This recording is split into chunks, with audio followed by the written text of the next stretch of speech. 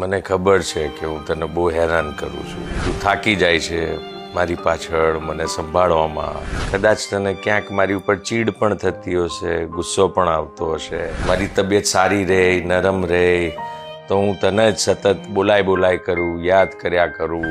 પણ શું કરું યાર, તારા વગર મને ફાવતું નથી. તું ના હોય તો મને ખબર જ નથી પડતી કે તારા વગર હું શું કરીશ. મને કંઈ જ ખબર નથી પડતી.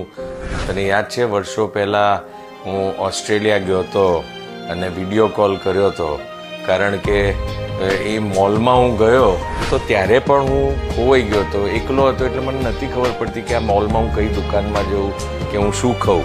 અને વિડીયો કોલ કરીને હું તને ઓસ્ટ્રેલિયાથી ઇન્ડિયા હેરાન કરું તો હવે તો ઉંમર થઈ ગઈ છે, એટલે હવે તો તારા વગર કશું ફાવતું નથી. મને જેટલું સૌથી વધારે દુનિયામાં કોઈ ઓળખતું હોય તો તું મને ઓળખે છે. તારે છૂટકો નથી, તને આ બધું સહન કરવું જ પડશે. અને હું કહીશ કે આ જેટલું બી તમે બોલ્યા ને, તમે મને થોડું ઇરિટેટ કરો છો, તમે મને ગુસ્સો અપાવો છો એટ ટાઈમ્સ, તમે મારું માનતા નથી, આ બધા વસ્તુઓની સાથે તમે મને હજી એટલા જ ગમો છો અને મને હજીના નેક્સ્ટ 25 યર્સ તમારી સાથે જ રહેવું છે. ચાલો જીવી લઈએ.